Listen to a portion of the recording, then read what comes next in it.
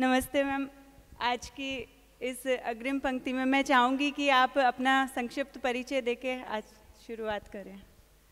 Ram Ram sir, मैं doctor शिखा मील बराला, विधायक चोमू। और सबसे पहले यहाँ जो भी हमारी इस ब्रह्मांड की धुरी सृष्टि की रचयिता सभी नारी शक्ति बैठी हैं, उनको बहुत बहुत अभिनंदन। जाट समाज महिला संगम के आयोजक हमारे भाई हरिराम जी किवाड़ा को बहुत धन्यवाद कि ऐसा मंच हमें दिया, आप सभी लोगों को हमें आपस में रूबरू होने का मौका दिया और ये बहुत ही अच्छी शुरुआत है। मैं मेरी बात अगर करूं तो मैं हूं डॉक्टर शिखा मील बराला। मील मैं मेरे पीहर से हूं, बराला मेरा ससुराल है।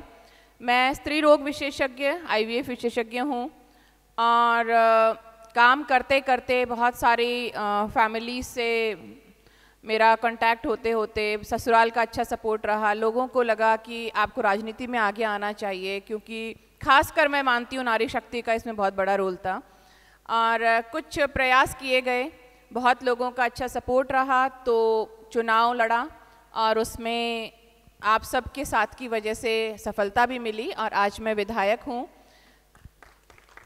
पहले भी एक सेवा का फील्ड था, अभी भी एक सेवा का ही क्षेत्र है।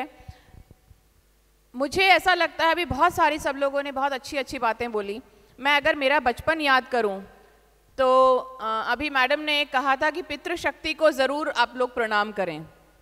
तो मैं याद करती हूं कि मेरे को पापा ने हमेशा ये कहा कि बेटा दो चीज़ हैं लड़की को, एक तो आर्थिक रूप से स्वतंत्र होना बहुत ज़रूरी है, दूसरी चीज़ तुम चाहे कलेक्टर प्रधानमंत्री बन जाओ लेकिन तुम्हें रोटी बनानी आनी चाहिए, अपने घर का लोगों का पेट पालना आना चाहिए कि उनका पेट तुम भर सको।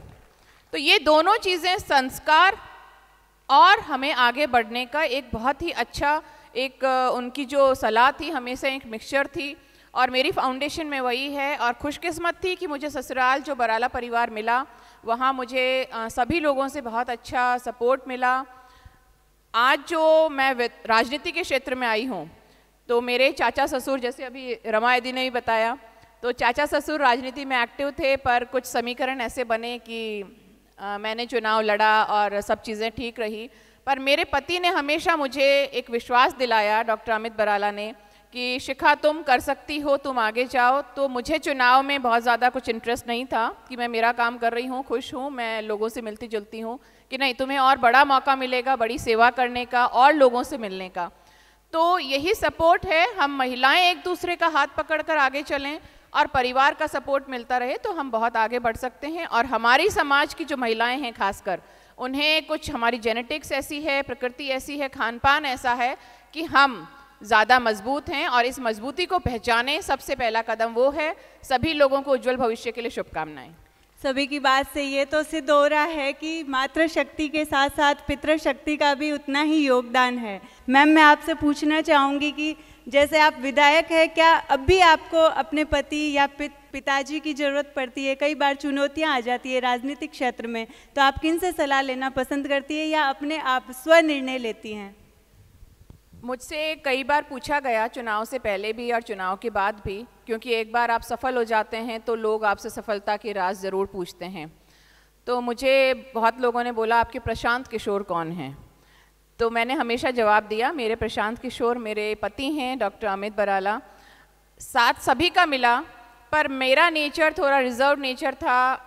मैं राजनीति के रूप से अपने आप को बहुत ज़्यादा राजनीति के अनुसार नहीं मानती थी, पर डॉक्टर साहब ने मुझे हमेशा हर जगह सपोर्ट किया। जब भी मुझे कोई उलझन रहती है मैं डॉक्टर साहब से सलाह लेती हूँ।